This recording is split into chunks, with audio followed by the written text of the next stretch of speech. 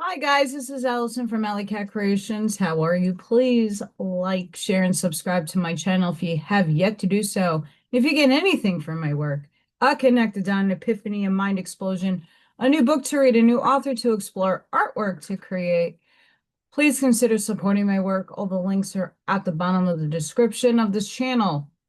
AlleyCatCreations211.com is where you can see all the beautiful, amazing pyramids behind me. I have a chair in the way. Hearts, skulls, epoxy, that is. Business card holders, paintings, hyper-realistic pencil drawings, all that stuff. Go check out my website. If you're interested in a commission or anything that's there, please email me. That's the only way I can do business. 3D memberships is a really great way to support this channel. And a thank you back. You guys get channel member only content. I do oracle readings for the collective of the members that are there.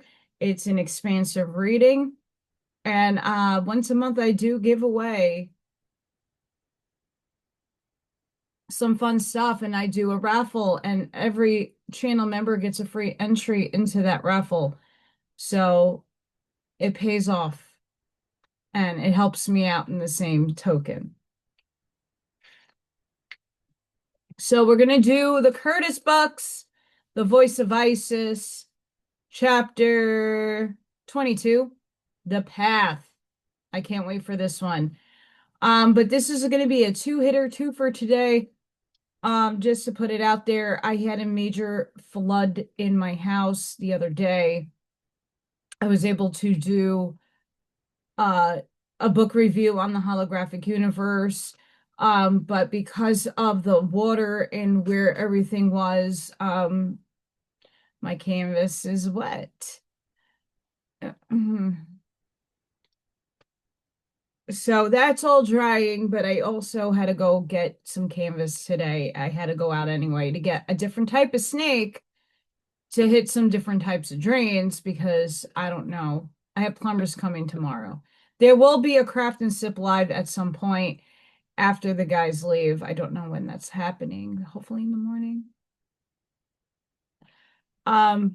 So yeah, lots of insane stuff going on. And of course, I'm not working, so things are really tough right now. So any help and any consideration would be thankful.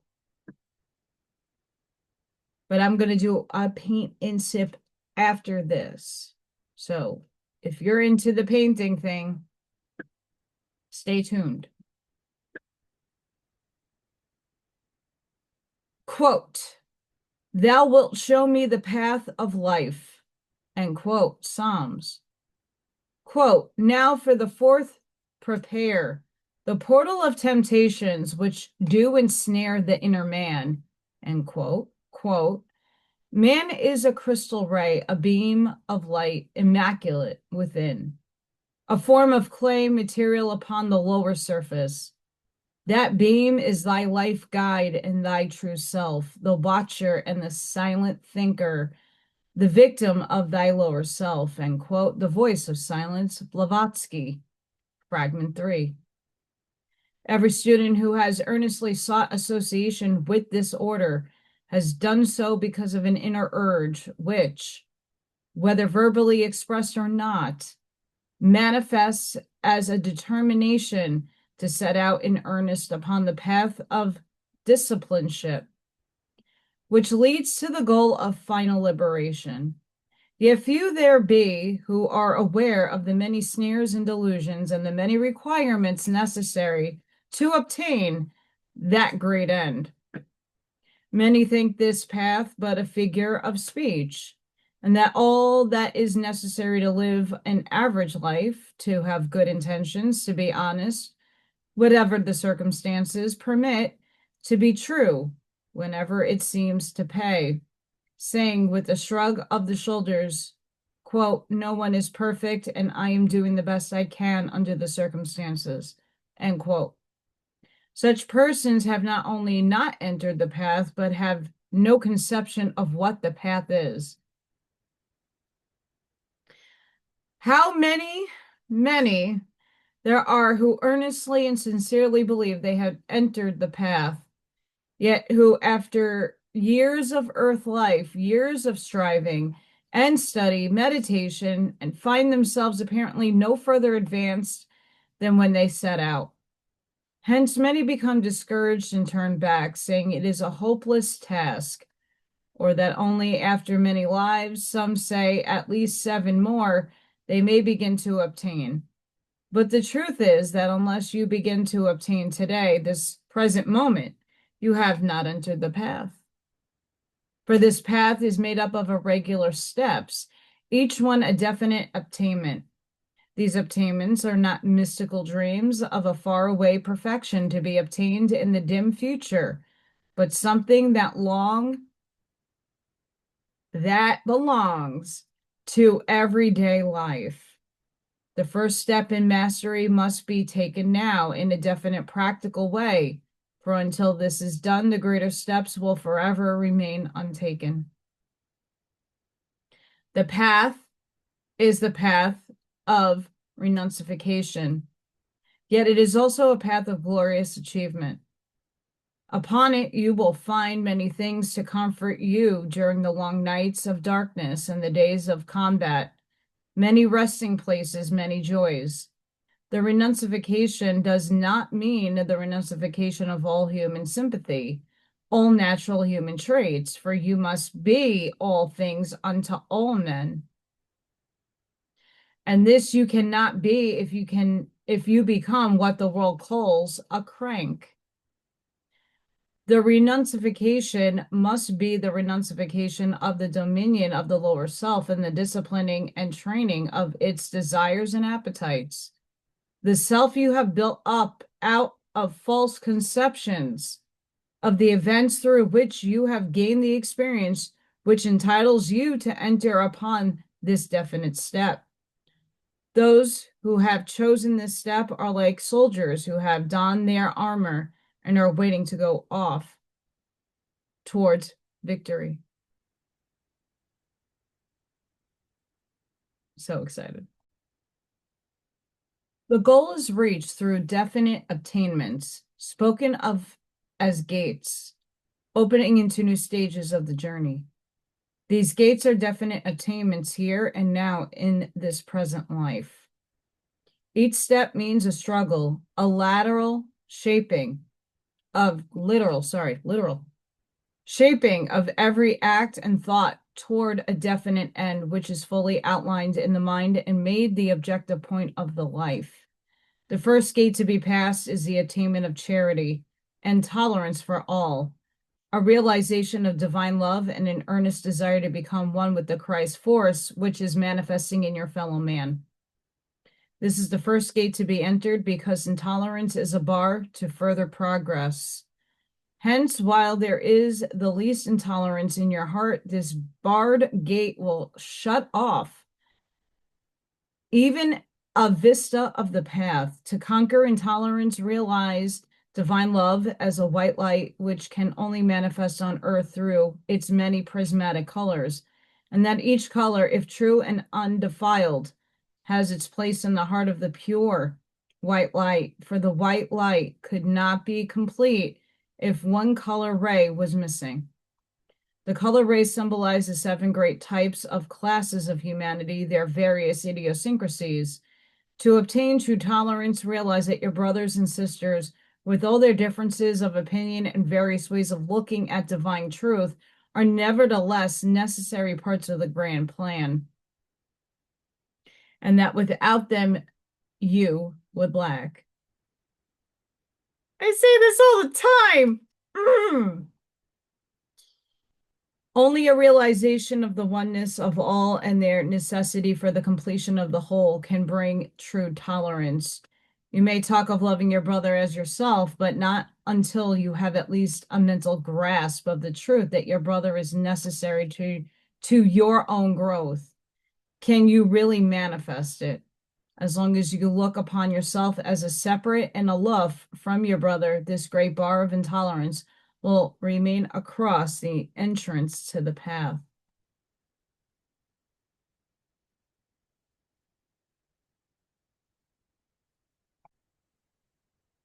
In the above, we have emphasized the constructive idea of tolerance. For many, think tolerance means so vague and indefinite an idea of what you yourself believe that you're willing to follow the teaching of every phase of truth anyone may expound to you. But such a course is merely confusing, for you cannot be truly tolerant until you are quite sure which avenue of teaching best suits your soul needs. Yes! Sorry. But yes, seek earnestly for the particular line of teaching which most appeals to you and which proves most helpful to your spiritual growth. Then, while recognizing the good in all others and being tolerant of all divergent views, be well grounded in your chosen teaching so that you cannot be misled or carried away by sophistry, but will remain unmoved as long as the teachings feeds your spiritual hunger. Only thus can you take your place as a shining beam in your own color ray or avenue of teaching. It is like a military evolution. The figure is perfect only when each individual is in his own place, in his own company, and is paying no attention to the others except to recognize their part in the evolution and work harmoniously with them. Charity is that all-embracing love which seeks for the good in all. It does not mean that you are to condone evil, for to do so is to spread it. It means that while you are never to condemn a personality for his or her failings, you are to stand firm for the principles of right, truth, justice, and purity whenever you are tempted or see them violated, so that there can be no misunderstanding as the principles you uphold. The second gate consists of the attainment of harmony, both within yourself and also with your surroundings, or the power to be so harmonized to divinity that you pass through the turmoil and inharmony of life without permitting them to upset you. At this gate, you must conquer fear, for this is a necessary part of the attainment of harmony. For only perfect love casteth out fear. Many pupils knock a long time at this gate and wonder why it does not open to them. They desire harmony above all else and cry out continually that they are sending out nothing but love to their fellow men, yet receive in return inharmony, unkindness, and cruelty. If such candidates would look within themselves instead of around them for the harmony they seek, they would find the greater specter fear held them enthralled. They fear 1,000 things, chiefly that the world does not understand what they are striving to manifest. For if it did, it could not send back so much inharmony. They fear the opinions of friends, poverty, sickness, death.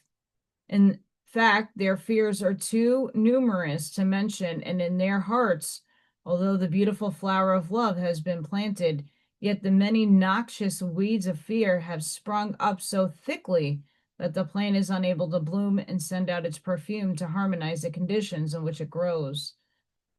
Therefore, they will knock at this gate in vain until they have vanquished fear, or until they have learned to trust and believe in the divine overshadowing love which casteth out fear. When this is obtained, they will awaken to find the gate of harmony already ajar. This specter fear, while it seems a giant, is in reality but a shadow of the night.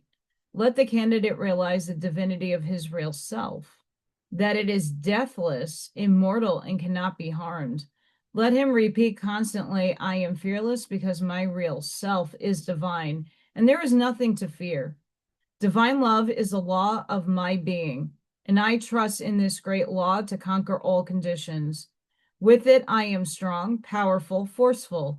Manifesting this love, I cannot be discouraged, frightened, or turned aside from the path of spiritual attainment. As he permits his consciousness to dwell in this thought, there will grow up in him the strength and power to conquer. Then he knows he will find this gate standing wide and the light of his portal flooding with his whole life with the glory of its love and harmony. The third gate is that of patience. Having earnestly cultivated divine love in your heart and tolerance and charity for all, having harmonized yourself to the Christ and to your surroundings, and having conquered fear, there must ensue a longer or shorter period in which you wait, for you scarce know that. This is beautifully expressed by the psalmist. My soul waiteth for the Lord more than that they that watch for the morning. And again the heart cries out, and now Lord, wait, what wait I for? Sorry, there's my dyslexia. My hope is in thee. Deliver me from all my transgressions. You are waiting for the divine law to bring to you the result of your attainments. This is a very trying period in your life because feeling that you have obtained to love, harmony, charity, tolerance, you cannot understand why you must tarry so long at this third gate. Yet there is a great necessity that it should be so. For without the virtues of patience and trust and confidence that whatever comes is best, you will be utterly unable to cope with the more active trials and temptations that will assail you when you reach the fourth gate. This waiting develops the patience which affords the soul a chance to learn the great lesson, keep silent, also how to enter into the silence and become one with it. For you have not mastered patience until you have learned to quiet the mentality, enter the silence, and realize the meaning of the text. Be still and know that I, the great law of love, am God. When you have consciously sought membership in the Order of the 15, you are supposed to have passed, in a measure at least, the first three of these gates, and are now knocking at the fourth, the gate which opens to your consciousness the path itself.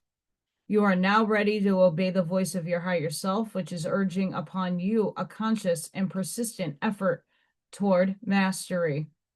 Instead of drifting aimlessly as heretofore on the sea of life, the entrance to this fourth gate is a most monumentous event, for it marks the end of the first great cycle of your spiritual growth.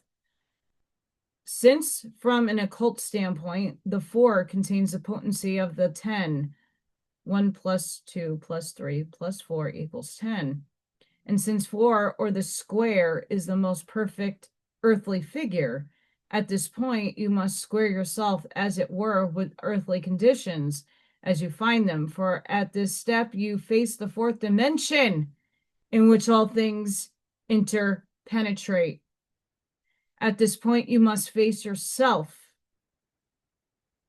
For over this gate is written the Pythagorean precept, man, know thyself. When you strive to obey this precept, you will become aware that there is at least one great iron bar which closes this gate to you. But within yourself, you can find the power to lift this bar and permit the gate to swing open. No one can recognize and lift this bar but yourself. Pause. And many of us are in between. I think the gates are a little blurred here in this paradigm of the here and now, because most of us are going through many trials and tribulations that are making us face ourselves and let go of the old self, the old paradigms, the old stuff. And we're in that in-between void period where we have to be patient. Like I'm being patient, like I'm putting out job resumes and putting out and going on interviews and getting nowhere. But at the same time, I have to be patient because the door hasn't opened up just yet. And we're being put through these trials and these tests. And most of us consciously are already above and beyond the gate. It's the physical body entering the gates and opening up the doors, if that makes sense. Until this 4th gate is reached, your life has been a more or less unconscious growth in love, charity, tolerance, harmony, fearlessness, and patience. But now you face a serious conscious struggle. You must now begin to take account of yourself within as well as without. You have been able largely to control your actions and your words. You now become responsible for your own creations, the children of your thoughts, and must, to the silent thinker, be united. This silent thinker is not that which is known as the voice of the silence, but that silent undercurrent of thought which is continually penetrating your brain. Although what might be called the active thoughts may, like ripples on the surface, make you unaware of what is transpiring in the depths. The instant you begin self-analysis, you will find there are many deep thoughts which come into your mind without your volition and seem to think themselves. These are of two kinds. If they are uplifting, grand, and beyond the power of the physical brain to express, they come from the silent thinker. If they are frivolous, contemptible, or vile, they are but the reflection of the world's current of thought to which you have united yourself and permitted to flow through you. The children of your thoughts, unseen, impalpable, that swarm around humankind, but of whatever character they may be, they are the index of the self you are to study and to conquer. And I think a lot of us, sorry, I have to put a pause in here. I think that's where a lot of us are in that awareness and understanding in the here and the now. For to know thyself means to go down deep into the sources of selfhood and decide just what the great motives are, which are determining your character and prompting your actions. These motives can be determined by careful study of the impalpable thoughts which intrude themselves upon you against your volition. Thoughts are things. And man, in the aggregate, during his evolution, has thrown off thoughts of all kinds, and these accumulated thought forms have become great vortices of force into which each soul is naturally drawn, according to its affinity with the one or the other type. In other words, you permit your mind to be so filled with the currents of the world thought surrounding you that your brain becomes a fit vehicle for and develops within it definite channels through which certain classes of thought currents naturally flow, just as a stream automatically flows a channel dug for it. And the longer it flows in one channel, the broader and deeper the channel becomes. And the more difficult it is to change the stream. It is well known that the brain of the thinker differs from that of a savage, not so much in size and weight as in the number of depth of its convolutions, which convolutions are developed by the functioning of the centers they contain. Stop, pause, programs and narratives. Programs and narratives. If you want to know exactly what they're talking about, that's the programs and the narratives that are being steered and that your brain picks up on. And you're like, I'm on this bandwagon. Yay! I believe in this because everybody else does. Yay, let's get on the train. Choo-choo. Chicka, chicka, chicka, chicka, choo-choo. Chicka, chicka, chicka, chicka, choo-choo. I'm serious. This is why I've gone into divine neutrality. I think upstairs made me do that for a reason, because I have to see both sides. I have to see the whole picture and the expansive picture and not have any bias. Just look at it objectively. And a lot of people still have not gone through that process just yet. The ego death, the shadow work, all of that stuff is necessary.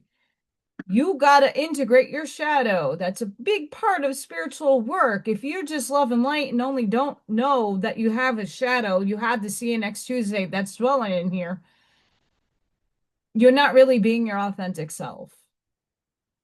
Even the nicest of bubbliest people have a side to them that you're not being naturally yourself if you're hiding that and all you're doing is being bubbly. And bubbly people are amazing. I love you, bubbly people. But let's be realistic. You do get upset. Things do make you angry. Things trigger you off. And you can't hide behind your bubbly facade. You got to let it come out. You got to tackle that shadow. You got to integrate it. But this right there, what was just articulated, that thought stream is the programs, the mind control. All of that is happening in the ether. Another means of self-analysis is carefully and fearlessly to interpret your dreams and visions. For the silent thinker is continually guiding and warning you by means of such experiences.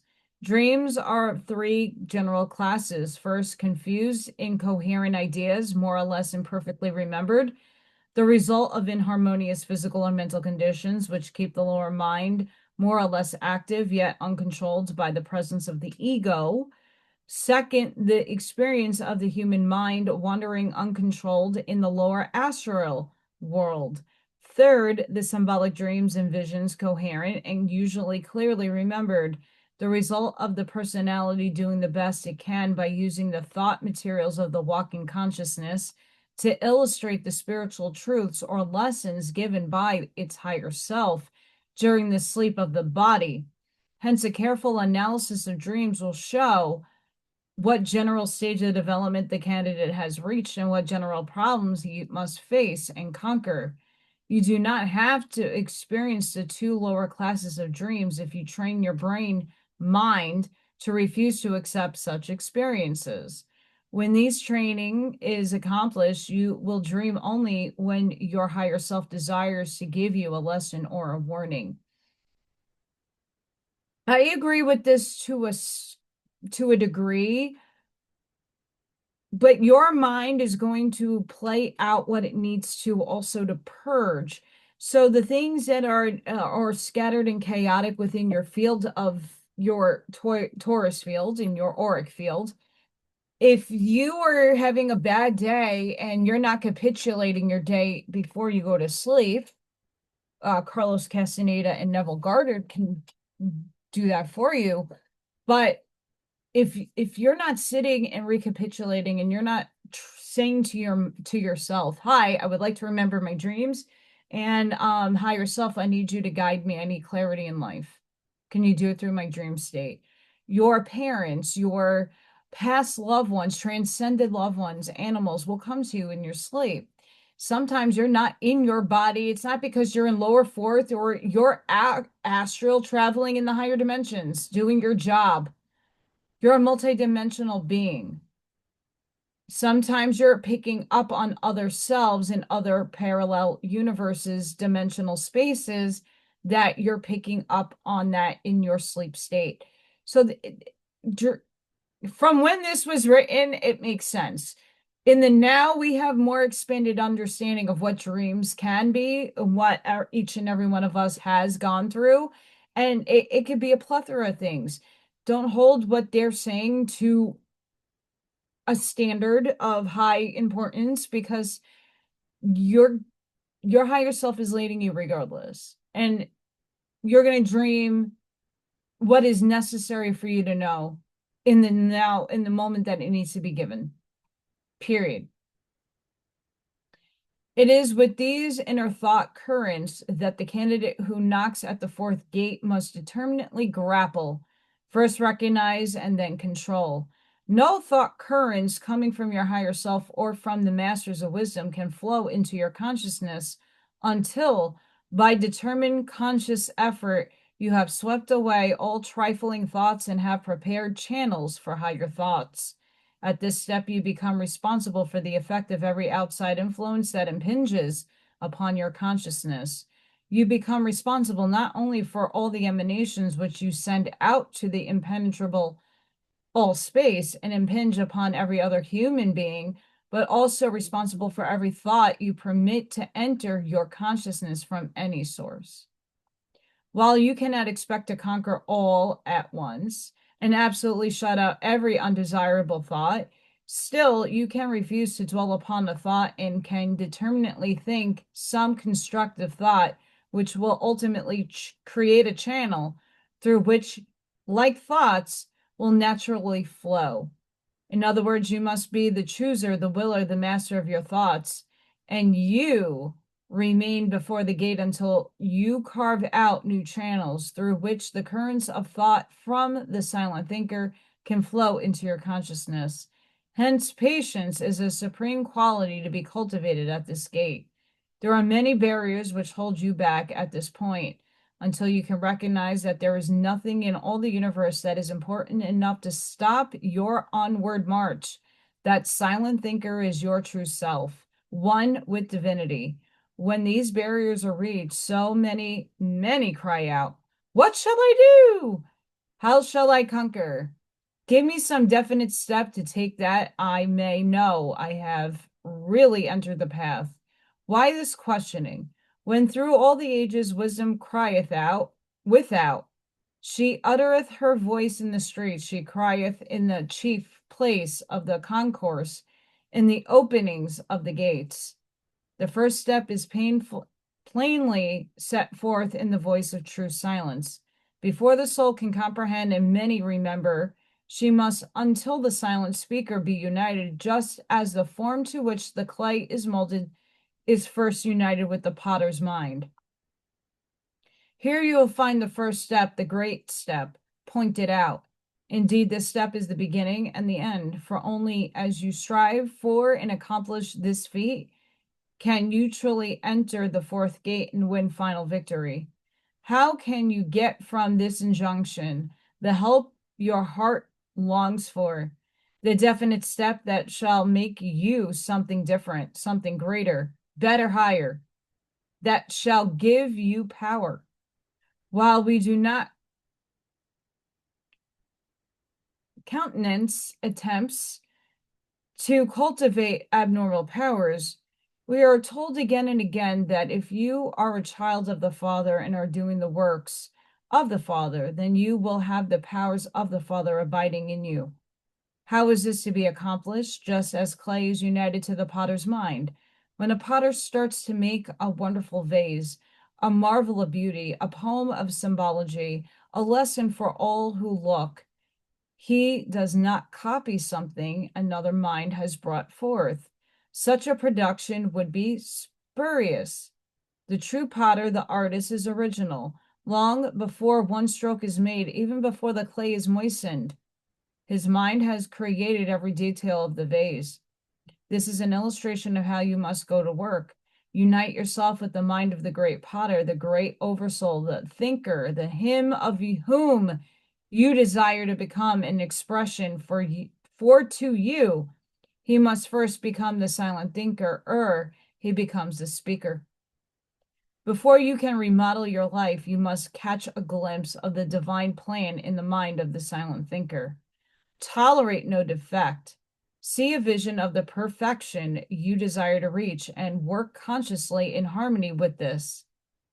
This cannot be accomplished until you realize the possibility of closing the door of your mind to all undesirable thoughts. To do this, practice making your mind a blank and shutting out all thought, and when this has been accomplished in a measure, you will be ready to open the door of such thoughts as you desire.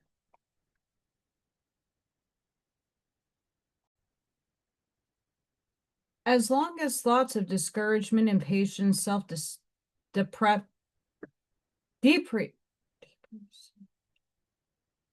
deprecation, sorry, there's my brain again, or other similar thoughts can fill your mind against your will to the exclusion of the thoughts you have chosen, you have not united yourself to the silent thinker and cannot hear the voice of the silent speaker. Therefore, while the task is arduous, it is not hopeless. As we said in the beginning, there are many joys along the path, chief of which is the consciousness of your divine guidance and the realization that you are but following in the steps of every great soul who has obtained mastery. And the very fact of determinately facing this fourth gate brings you into a thought current which has been both created and strengthened by many pilgrims who have passed this way, so that it may be said that they have left behind landmarks and guideposts for your direction. There is scarcely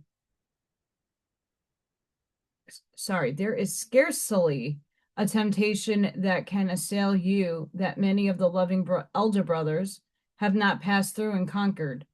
Hence, they are stretching out guiding hands to help you. The very force with which they conquered remains as a sacred aura around this gate. In fact, the thoughts they have left behind may be compared to a golden thread reaching all the way. And as long as you hold to this thread, you cannot lose your way. Thou canst near that goal before thy hand is lifted to upraise the fourth gate's latch. Thou must have mastered all the mental challenges and changes in thyself, and slain the army of thought sensations that subtle and insidious creep unasked within the soul's bright shine. Strive with the thoughts unclean before they overpower thee. Use them as they will use thee, for if thou separatest them and they take root and grow, know well these thoughts will overpower and kill thee. O fearless aspirant, look deep within the well of thy own heart and answer, knowest thou of self the powers, O thou perceiver of external shadows? For on path forth, the lightest breeze of passion or desire will stir the steady light upon the pure white walls of the soul. That ends this section. And let's just say that I'm in that gate right now with many of you, as the world, as my circumstances keep testing my ass in major ways.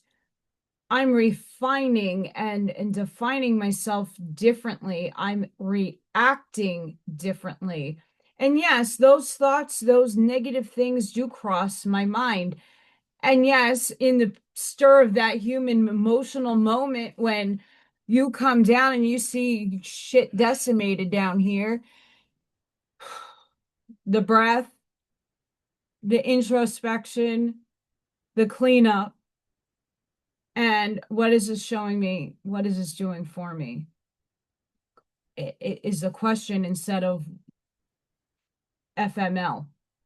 I mean, and sure, that always crosses our paths.